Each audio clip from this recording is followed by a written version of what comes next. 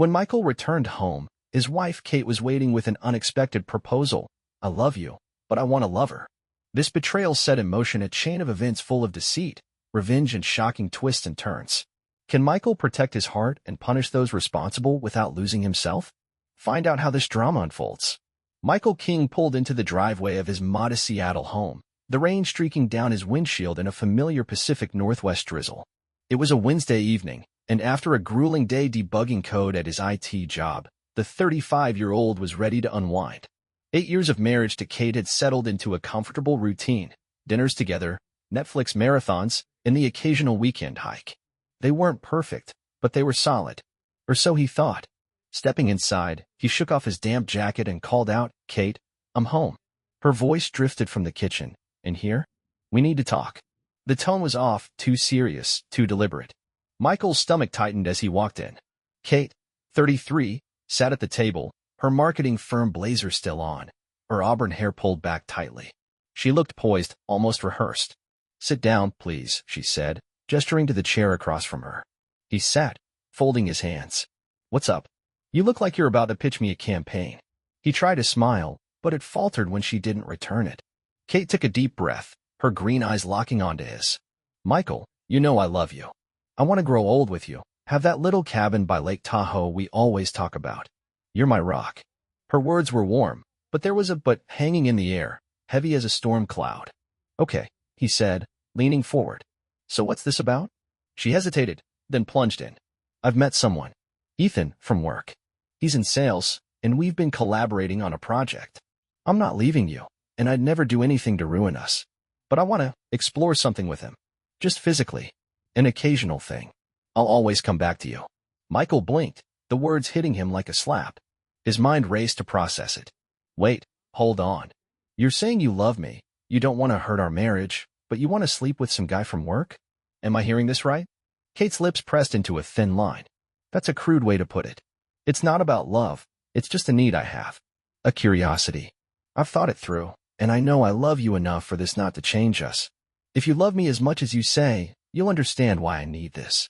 She smiled, a small, hopeful curve of her mouth, as if she'd just asked him to let her take a pottery class.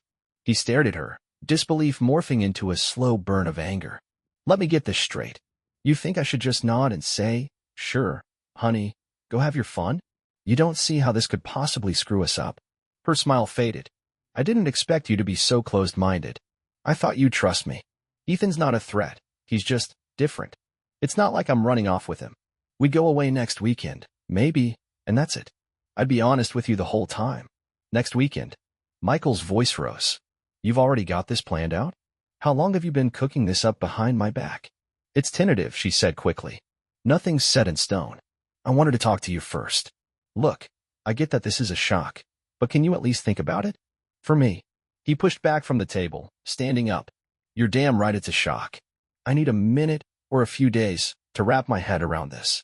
You're asking me to be okay with you breaking our vows like it's no big deal." He paused, then threw a question back at her. "What if I said I wanted to hook up with someone else? How would you feel?" Kate's eyes flickered, and he could see the gears turning. She'd never tolerated. He knew her too well. "If you told me it wouldn't change us, I'd try to understand," she said, but her voice lacked conviction. "Bullshit," he snapped. "You'd lose your mind if I even suggested it. Don't lie to me." She flinched. "I didn't think you'd get this angry. I thought you loved me enough to let me have this." "Loved you enough?" He laughed, a bitter sound. "What I love is the marriage we built, not some open-door policy for you to screw around. You've got some nerve, Kate." He turned toward the hallway. "I'm sleeping in the guest room tonight. Don't follow me." "Michael, wait," she started, but he was already moving. He grabbed a pillow and blanket from the closet, stormed into the spare room, and slammed the door. The sound echoed through the house, a punctuation mark on the end of their normal life. That night, he lay awake, staring at the ceiling. Her words replayed in his head. "I love you, but I want him." It wasn't just betrayal, it was a calculated gut punch. By morning, he'd made up his mind. If she went through with this, they were done. But he wouldn't just roll over. He'd find out exactly what she was up to, and make sure she and Ethan paid the price. The game was on, and Michael King wasn't about to lose. Michael woke Thursday morning with a fire in his chest.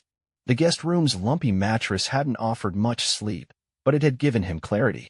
Kate's proposal wasn't a whim. It was a wrecking ball aimed at their marriage. He wasn't about to let her and Ethan, some slick sales guy, dismantle 8 years of his life without a fight. But he'd fight smart. No yelling, no pleading, just cold, calculated evidence. If she wanted to play this game, he'd make sure she lost. He brewed coffee in silence, avoiding Kate as she shuffled around upstairs. She came down in her work clothes, her face a mix of guilt and defiance. "Morning," she mumbled, reaching for a mug. Michael didn't respond. He grabbed his keys and left without a word, the door clicking shut behind him. She could stew in that silence. He had work to do. First stop, a call to his boss. "Hey, I need today and tomorrow off." "Personal stuff," he said, keeping it vague. His manager, a laid-back guy named Tom, didn't pry. "Take what you need, man. Hope it works out." With that sorted, Michael headed to an electronics store across town. He wasn't an amateur. Years of IT work had taught him how to dig into systems, track data, and stay discreet. Now, he turned those skills on his wife. The clerk barely looked up as Michael loaded his cart. 2 voice-activated recorders, a GPS tracker small enough to slip into a wallet, a phone tap kit, and a pair of tiny HD cameras he could sync to his laptop. "Big project?" the kid asked at checkout. "You could say that," Michael replied, his jaw tight. Back in his car, he mapped out his plan. He'd start at home while Kate was at work, then hit the cell provider and lawyer later. At the house, he moved fast. The first recorder went under the kitchen phone stand. Kate loved her late-night chats.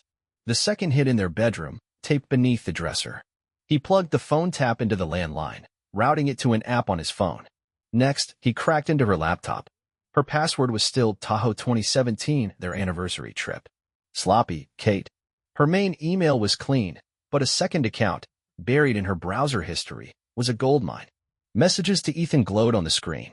"Next weekend's a go. Portland, Hilton, room 312. Can't wait." She'd signed off with a winking emoji. Michael's blood boiled, but he stayed focused. He set the account to forward to his burner email, covering his tracks. The cell provider was next. Since the account was in his name, the rep handed over Kate's call logs without a fuss. A dozen calls to an unknown number, Ethan's, no doubt, over the past 2 weeks. Michael pocketed the printout and drove back home, parking a block away to avoid suspicion. Kate's car was still gone, so he slipped inside and planted the GPS tracker in her purse, nestled between her credit cards. She'd never leave that behind. The second tracker went under the driver's seat of her Prius.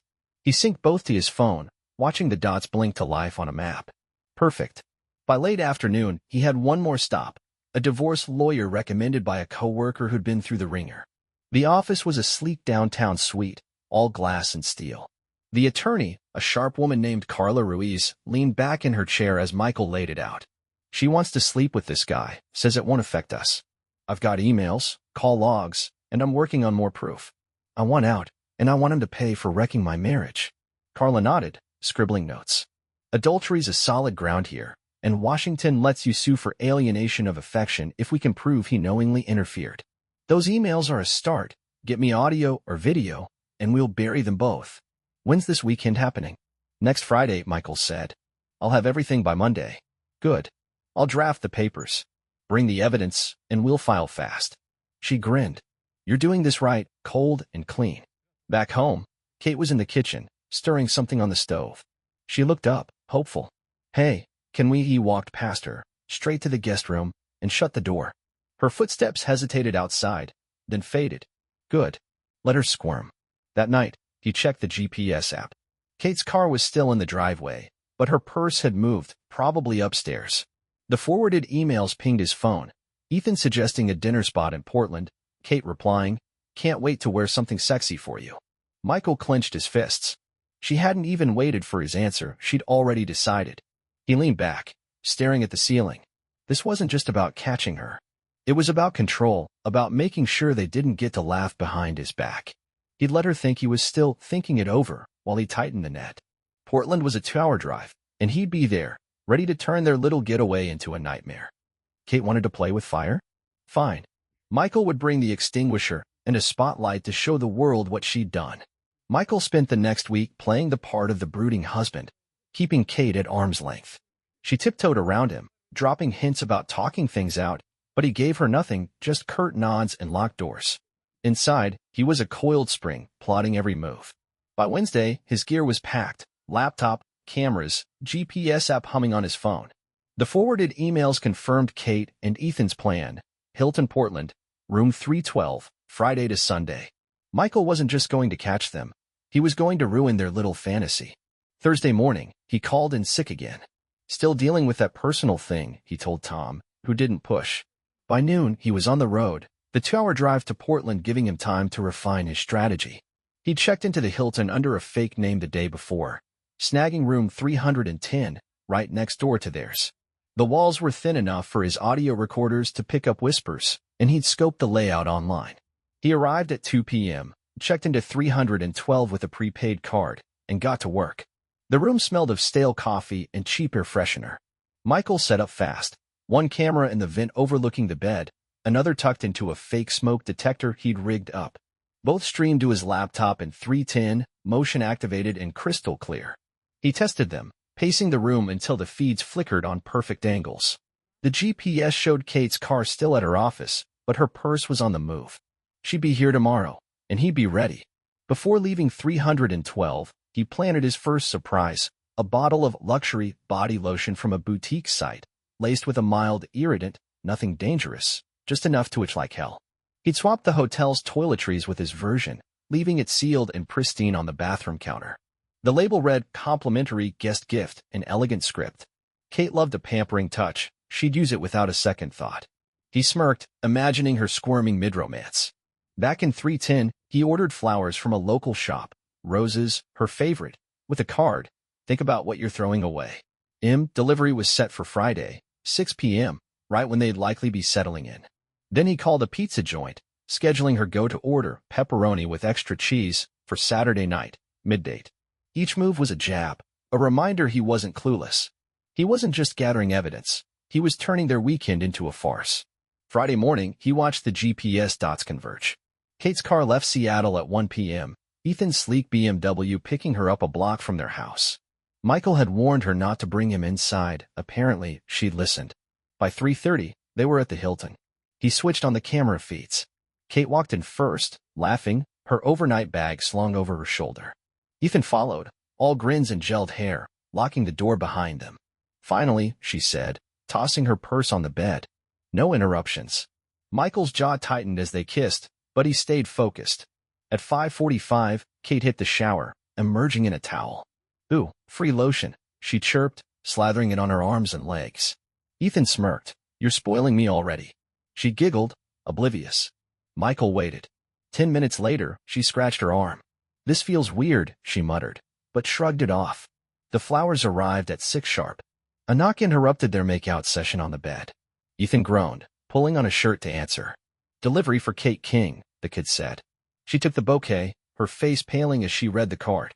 "Michael," she whispered, glancing at Ethan. "He knows something." "What? How?" Ethan snapped, pacing. "You said he was cool with this." "I said he might be," she shot back, scratching her neck now. "God, this itches. Maybe it's stress." Michael leaned back in 310, a grim smile tugging at his lips. The lotion was kicking in, red patches bloomed on her skin, subtle but growing.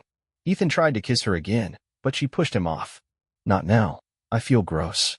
He huffed, flopping onto the bed. Strike one. Saturday rolled in, and Michael upped the ante. The cameras caught Kate complaining about this stupid rash all morning, while Ethan sulked. By evening, they dressed up for their romantic date, Kate in a slinky black dress, Ethan in a blazer. She'd covered the redness with makeup, but her mood was sour. "Let's just enjoy tonight," she told him, forcing a smile. They left at 7 p.m., and Michael waited. At 8:30, he dialed the pizza place from a burner phone, confirming delivery to room 312, Hilton. ASAP. 30 minutes later, the knock came mid-foreplay. Ethan was shirtless, Kate down to her lingerie. "What the hell?" he barked, stomping to the door. The delivery guy held out the pizza. "Ordered for Kate. Paid online." She stared at it, then at Ethan. "Pepperoni extra cheese. My favorite. He knows we're here." Ethan slammed the box on the dresser. "How's he doing this?" "Did you tell him?" "No," she snapped, scratching furiously now. "Maybe he hacked my email or something. He's in IT, he could." Her voice shook. "This isn't fun anymore." Michael muted his laptop, chuckling. The rash, the flowers, the pizza, it was chaos by design. Kate was unraveling, and Ethan was pissed. They didn't know he was next door, watching every move, every doubt. He'd let them stew tonight. Tomorrow, he'd drop the hammer. This wasn't just revenge, it was a masterclass in making them regret ever crossing him. Sunday morning dawned gray and damp in Portland, mirroring the storm brewing in Michael's chest. He barely slept, his laptop glowing with footage of Kate and Ethan's unraveling weekend. The lotion had turned her skin into a blotchy mess, the flowers had sparked paranoia, and the pizza had killed their romantic vibe. By Saturday night, the cameras caught them arguing, Ethan blaming her for Michael's interference, Kate snapping back that he wasn't worth the hassle. Michael grinned at the chaos he'd sown. Today, he'd bring it home. He packed his gear, checked out of room 310, and drove back to Seattle, the GPS tracking Kate's Prius as it crawled north. She'd be home by 3 p.m., and he'd be waiting. At noon, he stopped by Carla Ruiz's office with a USB drive, hours of video, audio, and screenshots. "This is gold," Carla said, skimming the files. "Adultery's locked in, and Ethan's toast for alienation of affection. I'll file tomorrow, want her served at work?" "Yeah," Michael nodded. "Make it public. And hit Ethan too, his wife deserves to know." Carla smirked. "Done. You're a natural at this." Back home, he staged the scene. Kate's clothes, books, and trinkets went into cardboard boxes, stacked neatly on the front porch. He changed the locks, keypad codes now, no chance for her to sneak back in. The joint accounts were already split. He'd taken half the savings and canceled their shared cards. She'd figure that out soon enough. At 2:45, the GPS pinged, her car turned onto their street. Showtime. Kate stepped out, her hair mussed, her face drawn. She froze at the sight of the boxes. "Michael," she called, pushing the door open. He sat on the couch, a football game flickering on TV, his expression stone cold. She dropped her bag, forcing a smile. "I'm back. Thought you'd be glad to see me." He muted the screen, turning to her. "Why would I? You spent the weekend screwing some loser after I begged you not to. Did you think I'd just shrug and welcome you home?" Her smile vanished. "I messed up, okay? It was a mistake. Can we talk? I'll do anything to fix this." She stepped closer, her voice trembling. "I love you, Michael. Love." He stood, towering over her. "You don't trash 8 years for a fling and call it love. I gave you a chance, multiple chances, to back off. You picked him." He pulled a tablet from the coffee table, tapped play, and shoved it at her.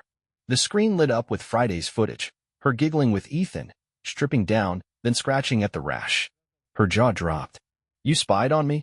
she whispered, eyes wide. "Damn right I did. You lied to my face, planned it all behind my back. Emails, calls, the Hilton. I've got everything. You're done, Kate. I filed for divorce yesterday. Papers hit your office tomorrow. Ethan's getting sued too, alienation of affection. Hope he was worth it." She stumbled back, clutching the couch. "You can't do this. I didn't mean to hurt you. I just needed something different. Please, let's work it out. I'll cut him off, I swear." "Too late," he said, voice like steel. "You made your choice when you walked out Friday. I saw you kiss him, smirking like you'd won. You didn't care how it gutted me. Now you're shocked I'm not rolling over." He pointed to the porch.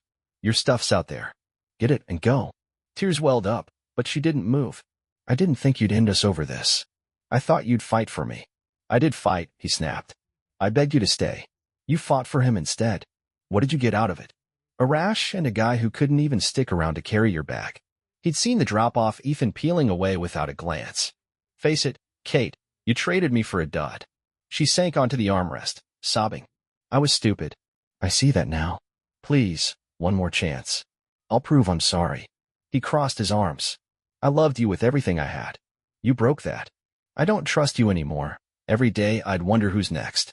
I'm not living like that. Take your boxes and leave. You're not welcome here." She wiped her face, desperation creeping in. "What about the house? The money? Half the savings are yours, checks in the top box. Car's yours, but payments are on you. House stays mine.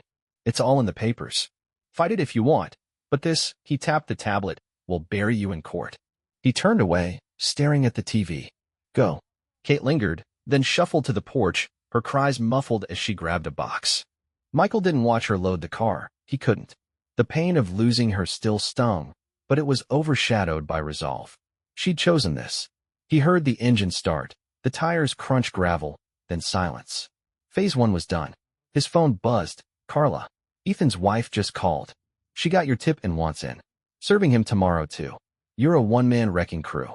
Michael exhaled, a faint smile breaking through. Kate was out, Ethan was next, and justice was rolling. He wasn't broken yet, just getting started.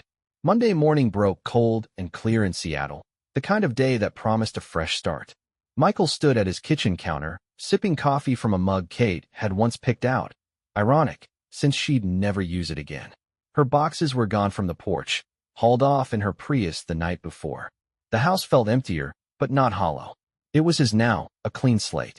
At 9 a.m., his phone buzzed. Carla Ruiz. Papers are served. Kate got hers at the office. Ethan's hid at home. His wife's filing too. You've got a fan club over here. Michael chuckled, a weight lifting. Thanks, Carla. Let me know when it's final. He hung up, picturing Kate's face as her coworkers whispered, Ethan scrambling as his own world imploded. Justice wasn't loud. It was steady, and it was rolling. He spent the day tying up loose ends. The bank confirmed the split accounts. Kate's half was wired to her. He'd sold her wedding ring online, flattened it with a hammer first, turning it into scrap gold. The $200 it fetched went to a new lock system. Symbolic, sure, but it felt right. By afternoon, he drove to a bar and grill near Lake Union, a spot he'd avoided during the marriage. Too many memories. Today, it was a victory lap. The place buzzed with chatter and the clink of glasses. Michael settled at a corner table, ordered a burger, and let his mind wander. He'd survived the gut punch of Kate's betrayal, turned it into a calculated win. But winning didn't erase the ache. 8 years didn't vanish overnight. He was mid-bite when a familiar voice cut through the noise. Michael King, is that you? He looked up. Emily Carter, a college friend he hadn't seen in years, stood there, all warm eyes and a crooked smile. She worked in graphic design, he recalled, always quick with a laugh. Emily? Wow, hey, he said, standing. Join me. She slid into the booth. Only if you tell me why you're brooding over a burger alone. Her tone was light, but her gaze sharpened. Rough week. Rough month, he admitted, then gave her the short version. Kate's proposal, the Portland sting, the divorce. Emily listened, eyebrows climbing higher with each twist. Damn, she said when he finished. You're a regular Sherlock. She didn't deserve you. Yeah, well, I figured that out too late, he said, shrugging. But it's done. She's out, he screwed, and I'm here. Emily leaned in. Good. You're better off. And I'm not just saying that. I mean, look at you. You've got that, I just took down a dragon vibe. It's hot. She grinned, and he laughed, the sound surprising him. It had been a while. They talked for hours. Old memories, her latest projects, his coding quirks. She'd split from a dead-end relationship a year back. No drama, just drift. I'm picky now, she said. No liars, no cheats. You'd pass the test, I bet. It was teasing, but her eyes lingered. Michael felt a spark, small, tentative, but real. By evening, he walked her to her car. This was good, he said. I needed it. Me too, she replied. Call me sometime. No pressure, just coffee, or whatever. She handed him her number, a scrap of napkin with a doodled smiley face. He pocketed it, nodding. Deal. Driving home, Michael replayed the day. Kate's downfall was sealed. Carla texted that her office meltdown had gone viral among her coworkers. Ethan's wife had kicked him out, his sales gig teetering as the lawsuit loomed. They'd paid for their choices, not with violence or vengeance, but with truth. Michael's evidence had done the heavy lifting, legal, sharp, and final. He pulled into his driveway, the house dark, but not lonely. Inside, he tossed Emily's number on the counter, staring at it. He wasn't ready to dive in. Not yet, but the possibility felt like sunlight after a storm. Kate had shattered his trust, but she hadn't broken him. He'd stood tall, fought smart, and come out stronger. Weeks later, the divorce finalized. Kate didn't contest it. Too much proof, too little ground. She moved to an apartment across town, her social circle shrinking as whispers spread. Ethan's wife took half his assets. The alienation suit stung him for thousands. Michael sold the house, splitting the profit as promised, and bought a condo near the water. New views, new start. One Saturday, he texted Emily. Coffee. My treat. She replied instantly. Only if it's good coffee. See you at 10. He smiled, grabbing his keys. Kate was a shadow fading fast. Emily was a flicker of something bright. He'd been burned, but he wasn't ashes. Life was his again, clean, honest, and wide open. The moral was simple: betrayers fall, survivors rise. Michael was rising, and he wasn't looking back.